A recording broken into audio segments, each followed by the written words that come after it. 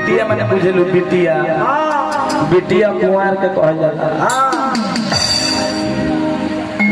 हाँ वो बता बुझत नहीं तो आधवा समझ में आवता आधवा हमें घुसता नहीं तो हम का कर लोला पूछे लोला।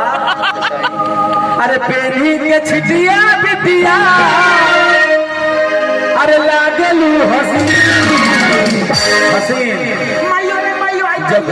जब ऐसा कपड़ा पहनती हो ना छीट वाला स्टोन वाला जब कपड़ा पहनती हो तो बहुत हसीन लगती हो। अरे पेनी के छिटिया बिटिया और लागलू हसीन जुदा के रख मैडम आया का मसीन जुदा के रख मैडम आया का मसीन।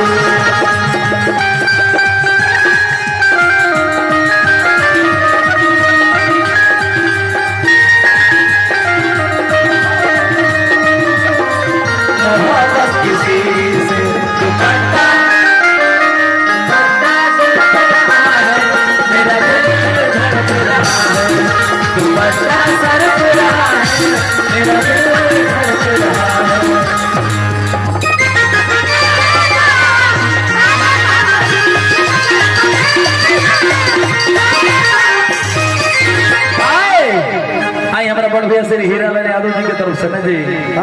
बड़ भैया श्री हीरालाल यादव जी की तरफ से 20 रुपये का इनाम का पुरस्कार बा आशीर्वाद बा यहाँ की तरफ से भगवान से प्रार्थना बना जी। ए व्यास जी बोली हम वही जमाना में रह गई। आज भी हमारे बाबूजी छोरी वाला पैंट पहरे ले एब रही रबड़ वाला पहरे तलो हम हो छोरिया वाला पहरी वो छोरी पीछे बना रहा।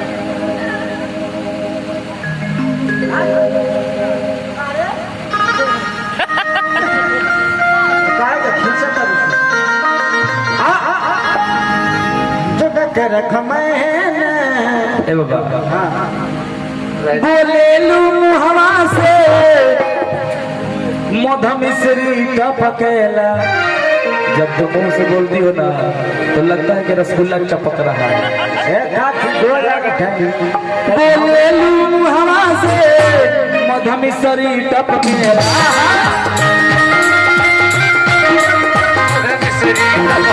बोले लू हवा से मधमिश्री टपकेला बाबा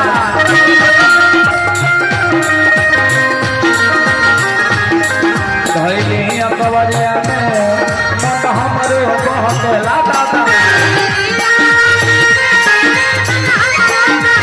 धैली अकबरिया में मन हमरो बहकेला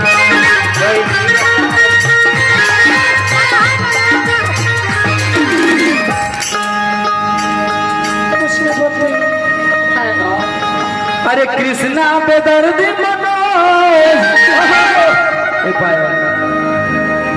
कृष्णा बेदर्दी मनोज अरे कहे ना मकी जोगा के रख मैडम आया बाबा